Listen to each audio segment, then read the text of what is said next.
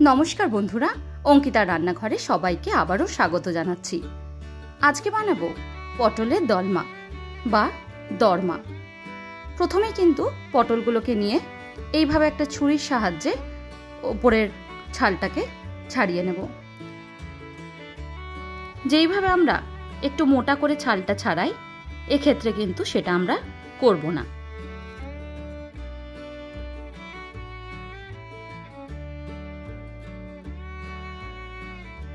এইভাবে ঘষে ঘষে সবকটা পটলের ছাল কিন্তু আমি ছাড়িয়ে নেব।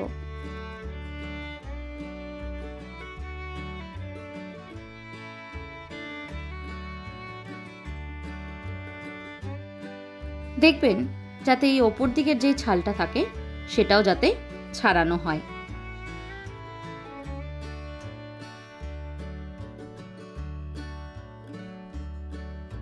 এই প্রসেসটা করতে কিন্তু একটু সময় লাগে, কিন্তু পটলের দরমার জন্য কিন্তু এইভাবেই পটলগুলোকে কাটা হয়। এইভাবে কাটলে কিন্তু পটলগুলো নরমও হয় না, আবার খুব সুন্দর করে কিন্তু সেদ্ধ হয়ে যায়। দেখুন, এইভাবে কিন্তু পুরো ছালটাকে ছাড়িয়ে নিতে হবে। এইভাবে যদি করা হয় পটলের দরমাটা কিন্তু খেতে খুবই ভালো লাগে। এবার একটা করে পটল নেব, তারপর তার ওপরের পোর্শনটা একটুখানি কেটে নেব।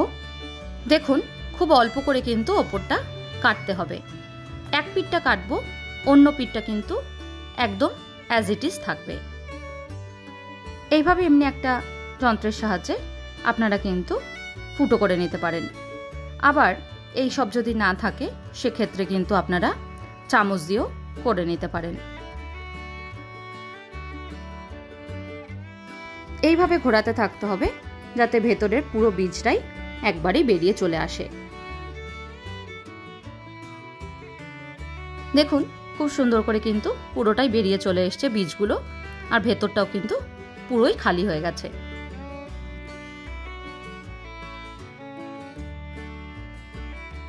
আমি চামচ দিয়ে কিভাবে করতে হয় সেটাও দেখিয়ে দিচ্ছি। চামচের পেছন দিকটা দিয়ে অল্প একটু চাপ দিলেই কিন্তু এইভাবে ঢোকানো যাবে। তারপর অল্প অল্প করে এইভাবে পটলটাকে ঘুরিয়ে ঘুরিয়ে ভেতরের যেই বীজগুলো আছে সেগুলোকে বার করে নিতে হবে।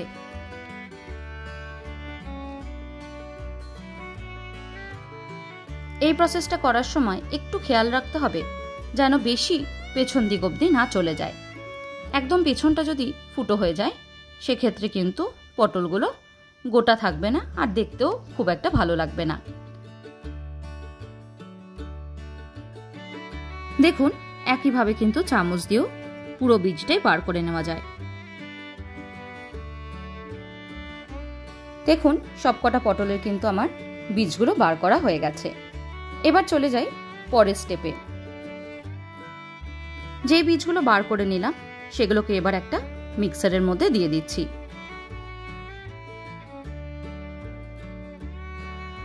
পুরো বীজটাই কিন্তু আমি এই রান্নায় ব্যবহার করব।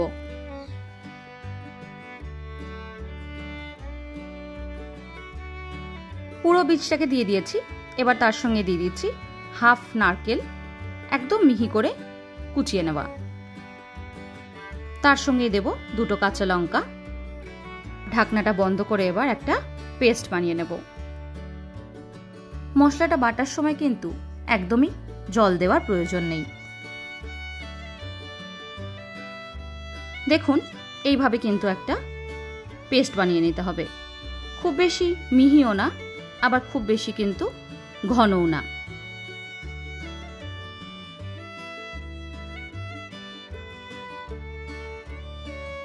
আর ঝোলটা বানানোর জন্য নিয়ে নিচ্ছি একটা বড় সাইজের টমেটো, তার সঙ্গে হাফ ইঞ্চি মতন আদা আর 4টে কাঁচা লঙ্কা। এবার একটা পেস্ট বানিয়ে নেব। এই পেস্টটাও বানিয়ে কিন্তু একটা সাইডে রেখে দেব। এই টমেটোর পেস্টটাও কিন্তু খুব বেশি মিহি বাটার প্রয়োজন নেই, অল্প একটুখানি এমনি রাফ বাটলেই কিন্তু হবে। অপরদিকে একটা কড়াইতে বেশ কিছুটা সর্ষের তেল গরম করে নিয়েছি। এবার দিয়ে দিচ্ছি আগের থেকে বানিয়ে নেওয়া পটলের বীজ, তার সঙ্গে নারকেল আর কাঁচা লঙ্কার যেই পেস্টটা বানিয়ে রেখেছিলাম সেটা। খুব ভালো করে এবার গ্যাসের ফ্লেমটাকে হাইতে রেখেই কিন্তু 3 থেকে 4 মিনিটের জন্য কষিয়ে নেব। পেস্টটা বানানোর সময় যদি জল দেওয়া হতো তাহলে কিন্তু এই পেস্টটা শোকাতে অনেকটাই সময় লেগে যেত। তাই চেষ্টা করবেন যাতে জল ছাড়া এই পেস্টটা বাটা যায়। 2 মিনিট ভালোভাবে কষে তেল ছেড়ে দিয়েছে। এবার দিয়ে দিলাম ছানা। আমি এখানে হাফ প্যাকেট দুধ কিন্তু কেটে ছানা বানিয়ে নিয়েছি। ছানাটা চেষ্টা করবেন আপনারা বাড়িতেই বানানোর। ছানাটা যদি বাড়িতে বানানো হয় সেটার স্বাদ কিন্তু একটা অন্যই আসে। দুধের মধ্যে 1 থেকে 2 চামচ মতন ভিনিগার বা একটা লেবু, পাতি লেবু, সেটা যদি দেওয়া হয় তাহলেই কিন্তু ছানা তৈরি হয়ে যায়। মশলাটা অনেকটাই শুকিয়ে এসছে। এবার দিয়ে দিচ্ছি 1 চামচ নুন আর হাফ চামচ হলুদ। নুন আর হলুদটা দিয়েও কিন্তু খুব ভালো করে এবার নেড়ে নেব। তারপর হলুদের কাঁচা গন্ধটা যাওয়া অবধি কিন্তু খুব ভালো করে কষিয়ে নেব।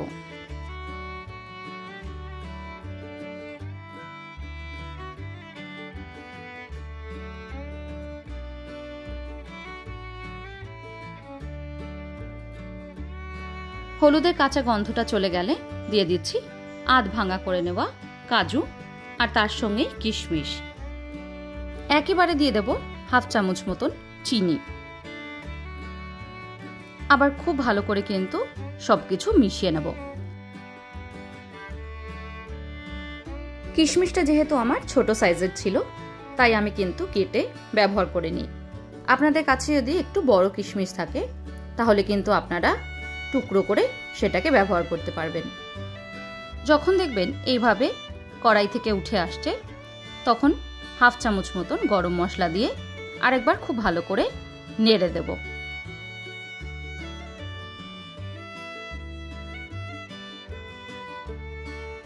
গ্যাসের ফ্লেমটাকে লো টু মিডিয়ামে রেখে কিন্তু এই পুরটাকে বানাবেন। পটলের দরমা বা দলমার মধ্যে কিন্তু এই পুরটাই আসল, তাই চেষ্টা করবেন এটাকে একটু ভালোভাবে বানানোর। যখন দেখবেন কড়াই থেকে এইভাবে উঠে আসছে তখন বুঝতে হবে যে পুরটা কিন্তু একদম তৈরি হয়ে গেছে। আমি আজকে একদম নিরামিষভাবে কিন্তু এই পটলের দরমাটা বানিয়ে দেখাচ্ছি। অন্য কোনো দিন আমিষ করেও কিন্তু দেখাবো। কড়াইটাকে ধুয়ে নিয়ে এবার ওই কড়াইয়ের মধ্যে দিয়ে দিয়েছি বেশ কিছুটা সর্ষের তেল। এই তেলটা দিয়েছি পটলগুলো ভাজার জন্য। পটলটাকে কিন্তু আমি আলাদা করে ভেজে নিই। আপনারা যদি চান তাহলে কিন্তু আগে পুরটাকে ভরে তারপর পটলগুলোকে ভাজতে পারেন, কিন্তু এই প্রসেসে একবার করে দেখবেন এর স্বাদ কিন্তু একটা অন্য মাত্রায় আনে। পটলগুলোকে দিয়ে খুব ভালোভাবে এবার নেড়েচেড়ে নেব। নেড়েচেড়ে খুব ভালো করে ভেজে নেব যতক্ষণ না পটলগুলোর বেশ সুন্দর রং আসছে। এইভাবে যদি পটলগুলোকে আগের থেকে ভেজে নেওয়া হয় তাহলে কিন্তু বাইরে ভেতরে দুই পিঠটাই খুব ভালো করে ভাজা হয়। দেখুন খুব সুন্দর কিন্তু ভাজা হয়ে গেছে আর তার থেকে কিন্তু খুব সুন্দর একটা গন্ধ বেরোচ্ছে। এবার এক এক করে সবকটা পটল তুলে নেব।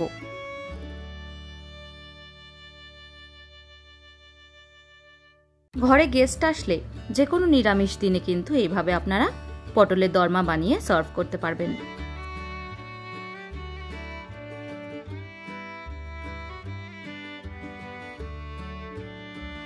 এবার ওই তেলের মধ্যেই দিয়ে দিচ্ছি গোটা গরম মশলা, তেজপাতা, শুকনো লঙ্কা।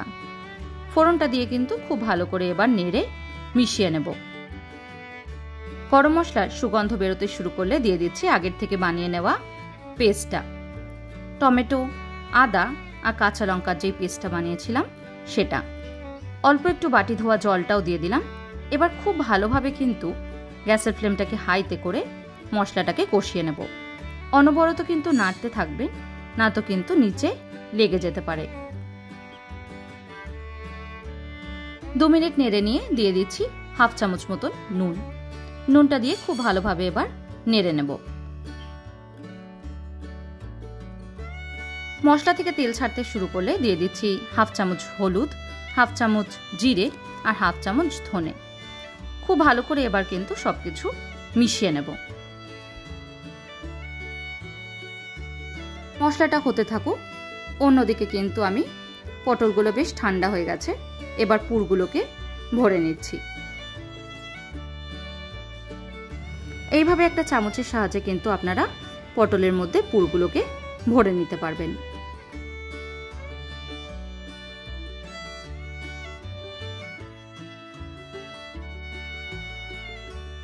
অল্প অল্প করে পুর নেব আর পটলের ভেতরে কিন্তু ভরতে থাকবো।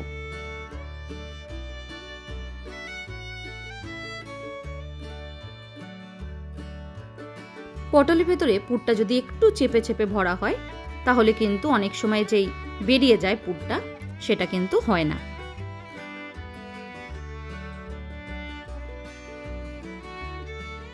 দেখুন পুরো পটলের পুরটা কিন্তু আমি ভরে দিলাম। এবার অন্য একটা প্রসেস দেখাবো, খুব সহজেই, যেটাতে আপনারা বাড়িতেই বানিয়ে নিতে পারবেন। একটা পটল নিলাম, এবার একটা হাতের সাহায্যে কিন্তু একটু চেপে নিয়ে তারপর সেই পুরটাকে পটলের মধ্যে ঢুকিয়ে দেব।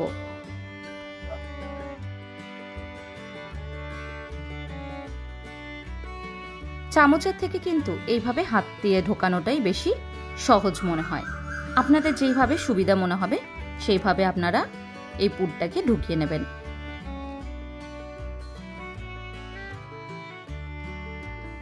এইভাবে এক এক করে সবকটা পটলের ভেতরেই কিন্তু আমি পুর ঢুকিয়ে নিয়েছি। দেখুন একটু চেপে চেপে পুরটাকে ঢোকালে কিন্তু এইভাবে একদম চেপে থাকবে। অন্যদিকে কিন্তু মশলাটাও বেশ সুন্দর করে কষানো হয়ে গেছে, তার থেকে বেশ কিছুটা কিন্তু তেল বেরোতে শুরু করেছে। এবার দিয়ে দিচ্ছি অল্প একটুখানি যেই মশলাটা পুরে ভরলাম সেটা। এইভাবে যদি আপনারা পুরের মশলাটাকে এই ঝোলের মধ্যে দেন তাহলে কিন্তু ঝোলটা অনেক বেশি গাঢ় হয় আর ঝোলের টেস্টটাও কিন্তু অনেক ভালো আসে।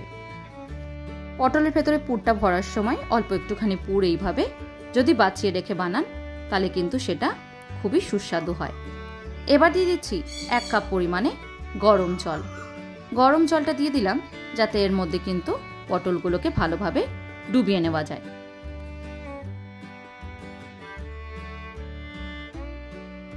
দু মিনিটের জন্য ঝোলটাকে ফুটিয়ে নিয়েছি। এবার এক এক করে সবকটা পটল কিন্তু দিয়ে দিচ্ছি।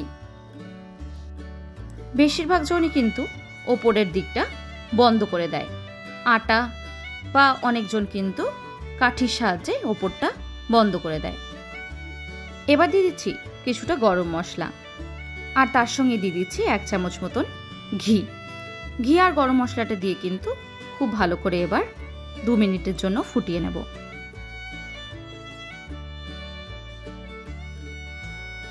2 মিনিটের জন্য হাই ফ্লেমে রেখে খুব ভালো করে ফুটিয়ে নিয়েছি। দেখুন মশলাটা খুব সুন্দর কিন্তু গামাখা মাখা হয়ে গেছে।